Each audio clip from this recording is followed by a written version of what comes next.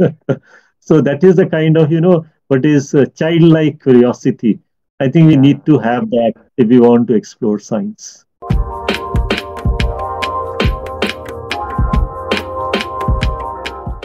Hello, guys. Welcome back to another episode of Thakkar Show. Today we have Professor P.K Ahluwalia. He is President of IAPT, Indian Association of Physics Teachers. He is also currently working at Department of Physics in Himachal Pradesh University. It's an honor to have you on the show, sir. Thank you very much, Jay. I am also happy to be with you and looking forward to a good discussion. Thank you so much, sir. Thank you so much, sir. So, sir, please tell us about your journey through IAPT, as you were the uh, few initial life members of IAPT. Your journey from member of IAPT to becoming president of IAPT. Yes, it is a very interesting journey. In fact, when I had just entered my teaching career as a lecturer in a college in Shimla, I came to know about this Indian Association of Physics Teachers. It was just being launched, and when I received its first bulletin, which was actually a small cyclo-styled document, it interested me that yes, maybe I will be in touch with my peers across the country, and maybe that will give me some opportunities to learn some new things about physics also. Or maybe I will have a way to talk to some people who are like me, learning and teaching physics. So that was how it started. But then slowly and steadily, as IAPT, tried to launch its programs, I started getting involved. And at my local level, I was part of national standard examinations, which IAPT conducts for international Olympiads in physics, chemistry, and biology. So that was a good way, to let our students also participate in a national program, which can provide them an opportunity to, say, reach international Olympiad as well. So that was the exciting part of it.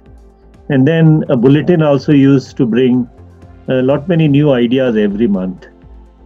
So I always felt that, oh, this was good that I have joined it, and it is definitely enlightening me. And then I was involved in the executive at the regional council as vice president of the regional council of Chandigarh and Himachal. And then I started indulging more into its activities. In fact, I was very much for information technology intervention in IAPT. So I took the initiative of launching its website also. And I was admin of that website for almost 10 years.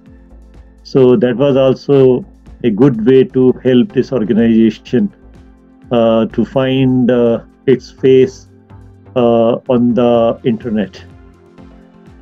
And then this opportunity also came. People said that we want you to be a candidate for presidentship, and an election was held where we were asked to tell our agenda, that what we would like to do.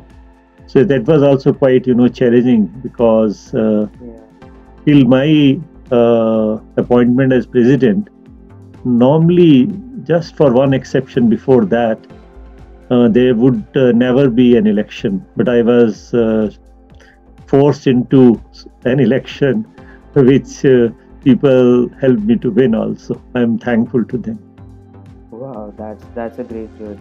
And also, sir, in our initial conversations, you mentioned that in a university where there was no BSc course, you were a professor at a university, and there was no BSc course, and then you and few of your colleagues made BSc course possible in that university. And I would love to Actually, I know that was, when I experience. was talking about it, Jay, I was talking about it in the context of physics education research.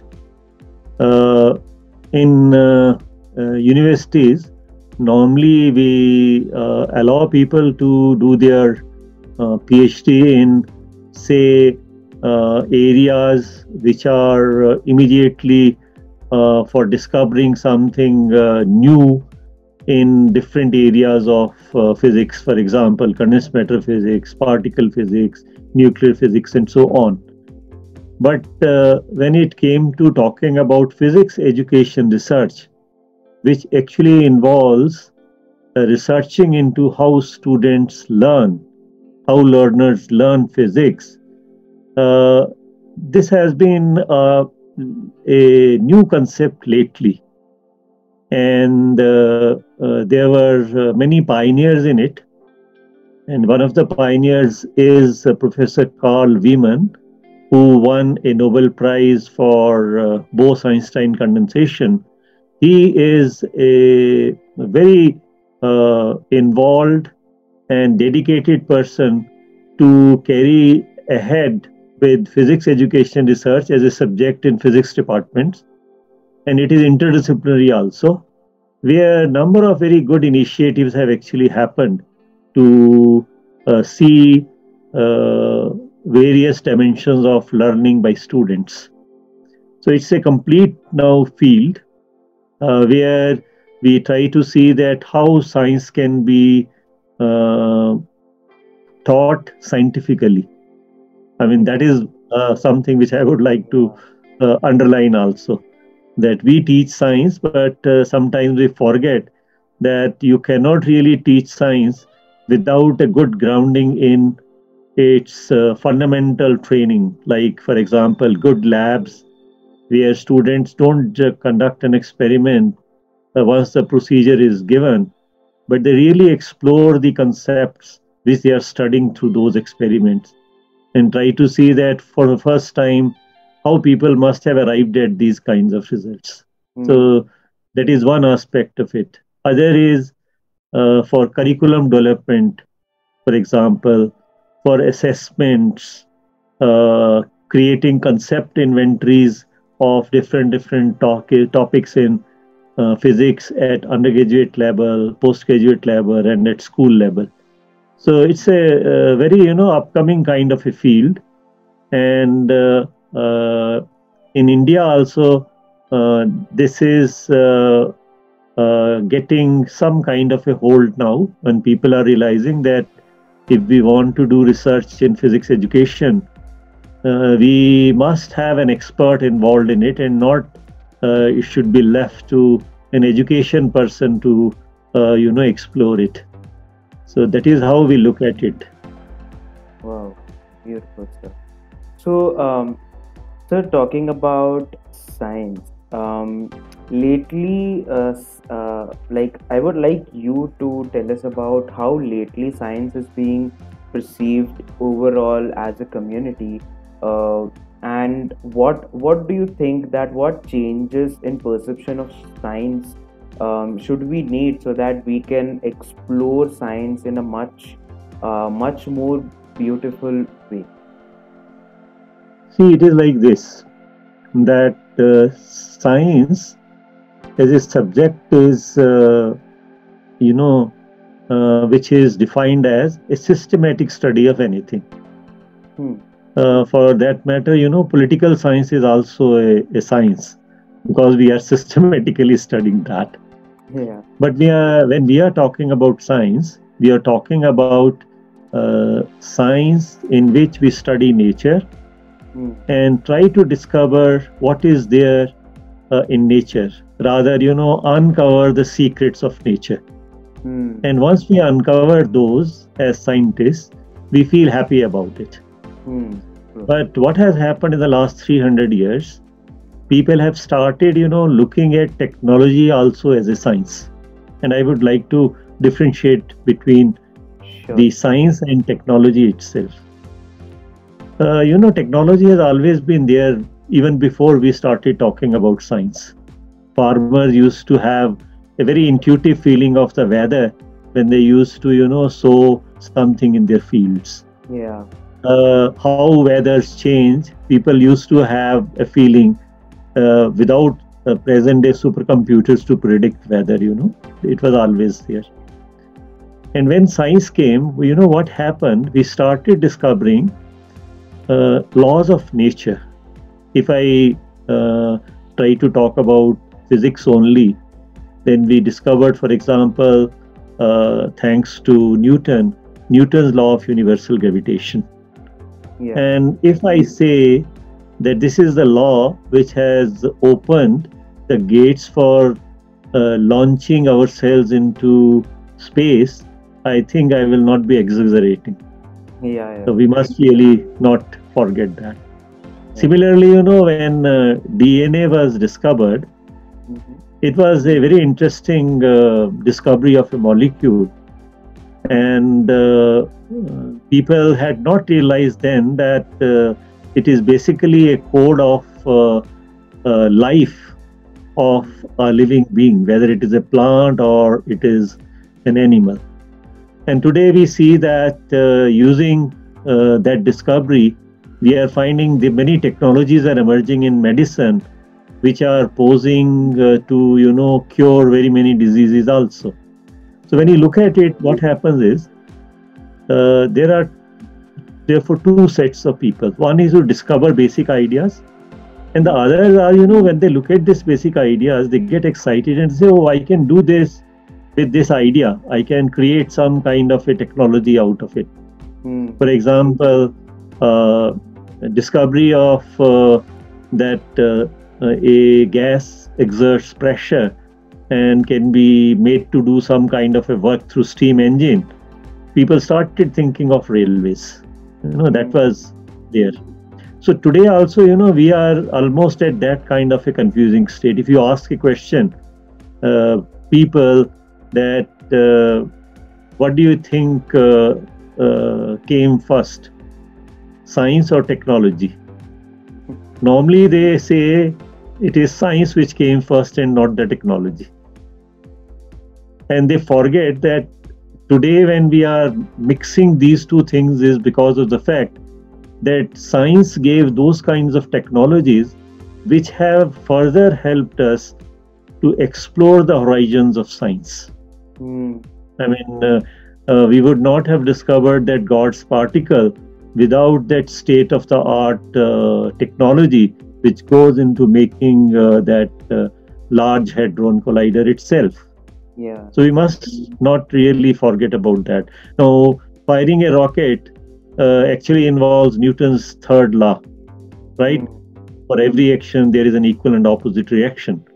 Stating it like this is, stating a very fundamental kind of a thing, which is science.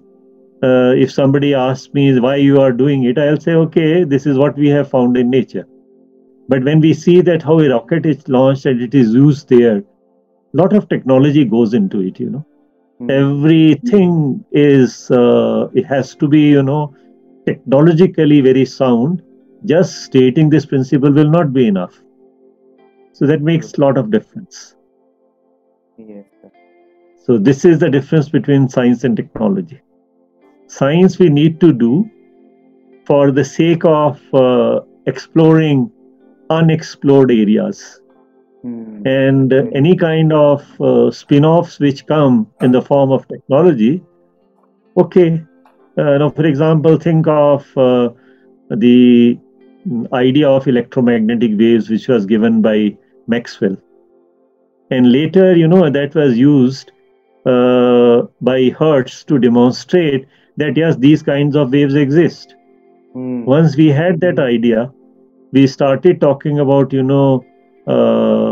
transmission of these waves and communicating through these waves. Radio came on the scene.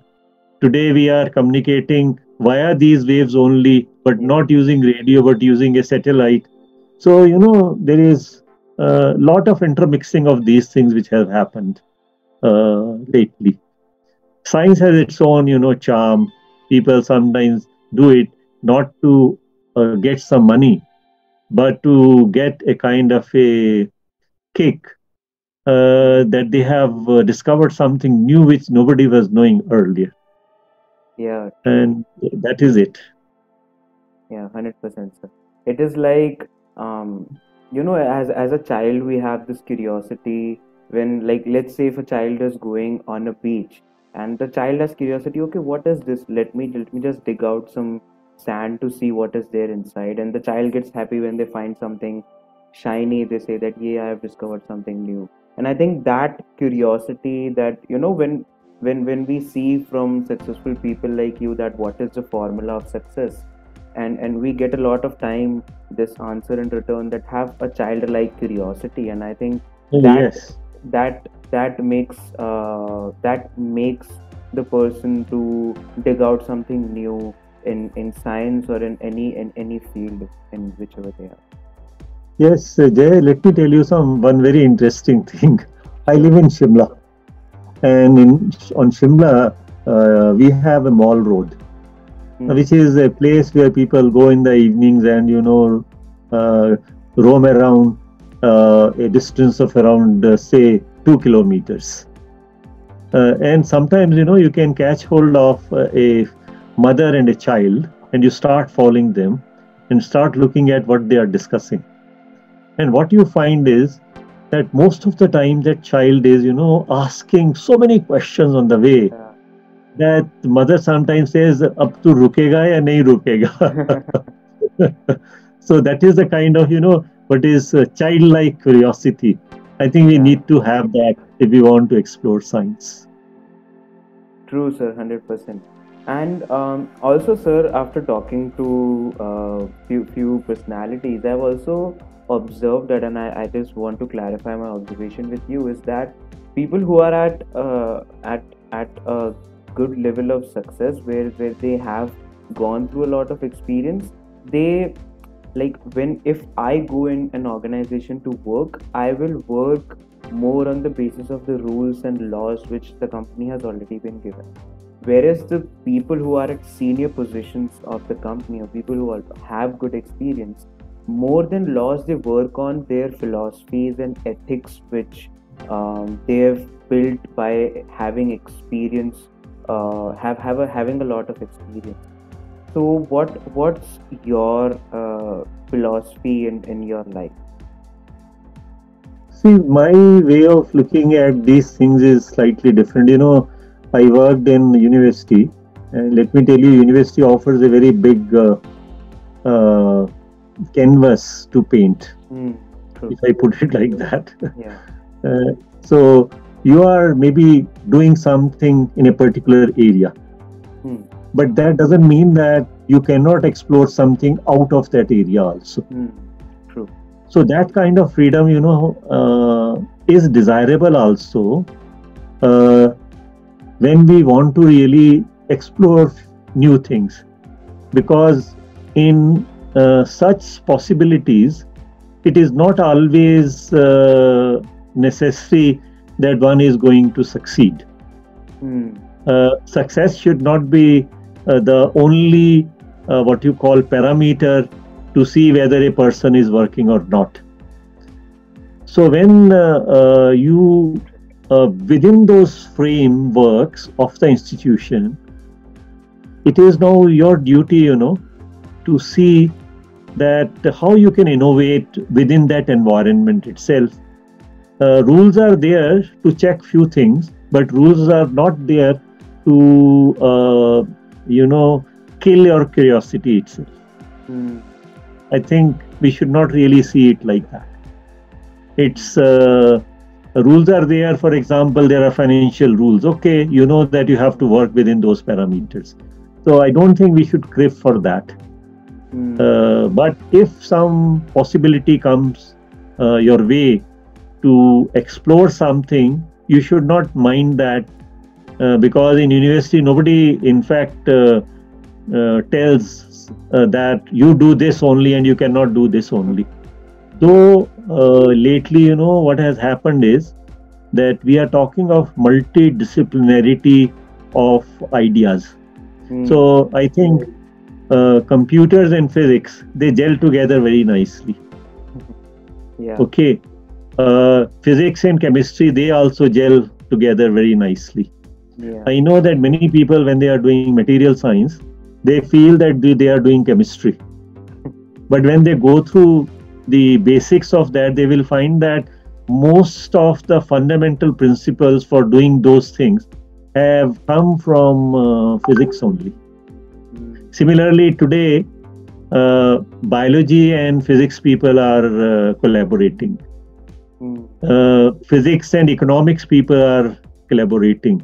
There are such areas called econophysics, for example, in which economics and physics people make use of fundamentals of statistical mechanics to see that how these ideas can be applied to, say, stock market. Oh, wow. And predict certain results.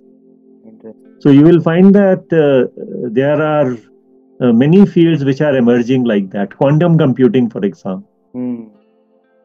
This is something in which we are finding that we are making use of the fundamentals of quantum mechanics, which is very, very much probabilistic in nature, to get a computer which is supposed to run very, very fast.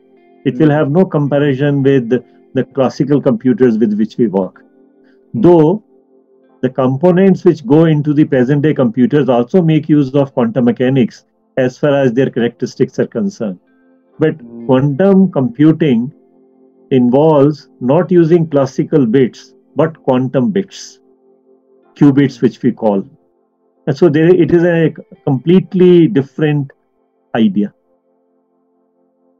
So that multidisciplinarity, is something which is very exciting. You will find many Nobel Prize winners who were in the physics departments got a Nobel Prize in chemistry. There are some people who were in chemistry who got a Nobel Prize in physics. Yeah. So that also happens. Yes, that is true. And even I have heard this from one of the very known philosopher of science, Thomas Kuhn, and he said that we generally distinguish between the schools of study. Let's say chemistry is a different school of study, physics is a different school of study, biology is a different school of study. But when we discover something, like for example, if we discover let's say when we discover the atomic model, when we say that okay, this is what I've discovered in an atom, now that also helps us in understanding how chemistry works. Then how chemistry works will help us in understand how biology works. So every discovery, let it be in just one discipline, it also helps us understanding multiple disciplines as well, and that will help us in getting more proper understanding of what the whole umbrella of things we can discover from that. Yes, Jay, see, nature is one. Yeah. We actually put it into compartments because it is not possible for us to comprehend everything together. And that is why, we always remember that if you want to conquer something, you divide it into different parts. Okay. Yeah. So when physics emerged or chemistry emerged, at one point, they were that natural philosophy, what people used to call. Yeah. But when the quantum of knowledge, started growing, it was not possible for a single mind to handle all those things together. So we said, all right, you study physics, I study chemistry, somebody else will study biology. Yeah. So that is our limitation. It's not the limitation of nature. Nature is one. Okay. And I think it's a good way to understand this nature, which has got a lot of diversity and complexity involved in it. But the best part of it is that when we discovered laws, sometimes it's a kind of a wonder which you have that, such a simple law like Newton's law of gravitation can help you to understand how universe works, okay, how Earth goes around the sun, how in the solar system Earth is placed at this particular place where life can survive, Yeah. So these are the things which come out of that idea, which is just great. True. Now, knowing that matter is discrete, that it is made up of small particles, and when we started discovering those particles, that we still don't know what is that ultimate constituent of matter which makes everything else. Still we have our questions facing us, where we find that every day a new particle gets discovered. Yeah. Isn't it? So I think till date there are around maybe more than 250 particles which we classify as fundamental particles. And there is a field called particle physics which is there to appreciate and understand all that. It's very fundamental. Wow, that's so, sir.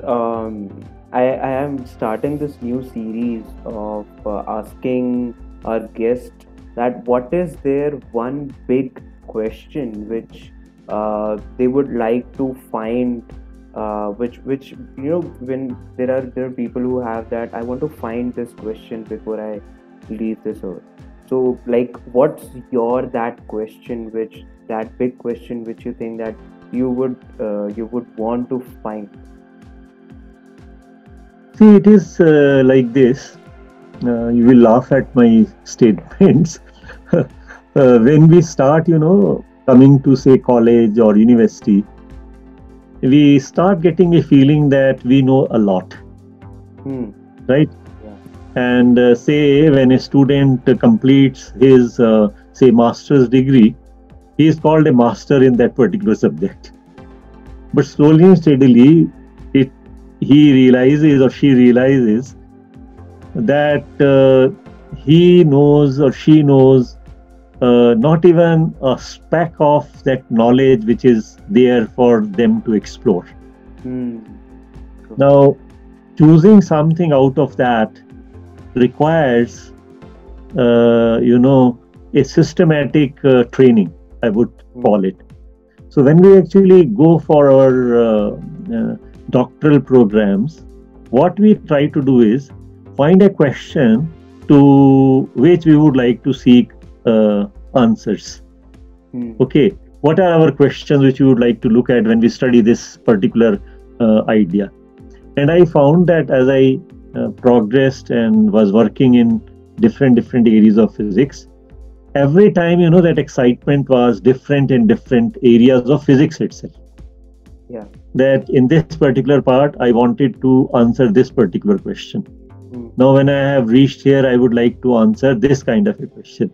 Now one of the very exciting things which happened during my career was this, that I work in condensed matter physics. So we were taught right from the very beginning that two-dimensional crystals are not possible in nature. And people had, enunciated certain theorems and given proofs of those, that why this is not possible. But then nature comes and surprises us. People discover that yes, a two-dimensional crystal is possible, and that is possible, not only possible, but you have been using it all the time when you write on a piece of paper with pencil. Because what you cause an impression on the piece of paper, that is but nothing but a kind of a two-dimensional sheet which you leave on the paper itself. So we didn't realize it earlier. So the moment we found that such crystals are there, we also started getting interested in that. So we had very many new questions, that what are the possible properties which these materials can have, to what kind of a use you can put these to. So in 2004, this field started. And by 2010, Nobel Committee had recognized the discovery of two-dimensional crystals. We are in 2022. In 18 years, the understanding at the scientific level or at the level of physics has started influencing what products can come out of it. So, if you ask me what is that single question which I would like to really work upon, I think it changes from time to time. Okay, so we don't work in a kind of a isolation where I pose my question and then I seek answer to that. Maybe that can be true in the case of what you call theology, or maybe in case of philosophy. But when we talk about this natural philosophy, I think our questions are very much related to what we see around, how we can understand those, and howsoever good theory we may propose, which looks very good, elegant, neat and clean proofs, that doesn't mean that that thing will be true in nature also, as I was telling you just before, isn't it? And nature can always show some surprises to you. That is So this has, changed from time to time. That what I would love to do. Sometimes I, for example, I started working in physics education research because I thought that a teacher must know how their students learn.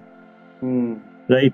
When I started working in these 2D crystals, I was excited by the fact that these are the new things which are happening. Let us see how fast we can get into it and do something which can be noticed by our peers. I mean, that was the kind of idea which was there. So I don't think that I would say that this is a kind of a question, ultimate question which I have. It's a journey, and on the way, you keep on encountering problems, and these problems raise questions, and then you start seeking answers to those questions. True. That is how it works. Beautiful, sir. Beautiful, sir.